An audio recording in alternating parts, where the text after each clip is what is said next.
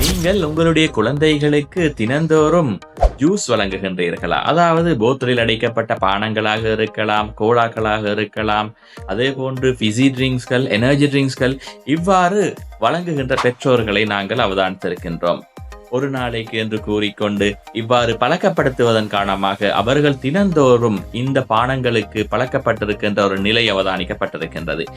என்றாலும் இந்த பானங்களை வழங்குவதன் காரணமாக அவர்கள் பல்வேறு தரப்பட்ட நோய் நிலைமைகளுக்கு உள்ளாகின்றார்கள்.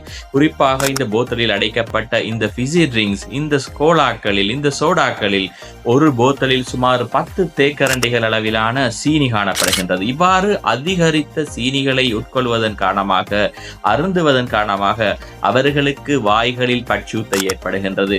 அவர்களுடைய உடற்பருமன் அதிகரித்து மெட்டபாலிக் சிண்ட்ரோம் என்று சொல்லப்படுகின்ற ஒரு நோய் நிலைமை தோற்றுவிக்கப்படுகின்றது.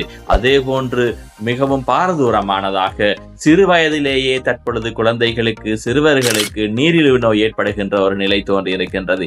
எனவே உங்கள் குழந்தைகளுடைய ஆரோக்கியம் தொடர்பாக நீங்கள் கவனிப்பவராக இருந்தால் இது தொடர்பாக நீங்கள் மிக மிக அவதானமாக இருக்க வேண்டும். அதே போன்றுதான் இந்த பானங்களில் காணப்படுகின்ற நிறமூட்டிகள் காரணமாக அவைகள் இந்த குழந்தைகளுடைய சிறுநீரகங்களில் வளர்ச்சி அடைந்து கொண்டிருக்கின்ற இந்த சிறுநீரகங்களில் படிவதன் காரணமாக சிறுநீரக பாதிப்புகள் கூட ஏற்படுவதற்கான சந்தர்ப்பங்கள் காணப்படுகின்றது. எனவே நீங்கள் உங்கள் குழந்தைகளுக்கு ஆரோக்கியமான உணவு வகைகளை வழங்குங்கள், ஆரோக்கியமான பானங்களை வழங்குங்கள். அவர்கள் தாகமாக இருக்கின்றது சொன்னால் நீர் வழங்குங்கள் அல்லது இளநீர் வழங்குங்கள். இதன் மூலமாக அவரை முறையான விதத்தில் அவர்களை ஹைட்ரேட் செய்ய, நீரேற்றம் செய்ய ஏதுவானதாக இருக்கின்றது. எனவே ஒரு நாளைக்கு என்று கூறிக்கொண்டு இந்த நோய்களை தெரிவிக்கக்கூடிய பானங்களை அவர்களுக்கு வழங்குவதை ஊக்குவிக்க வேண்டாம்.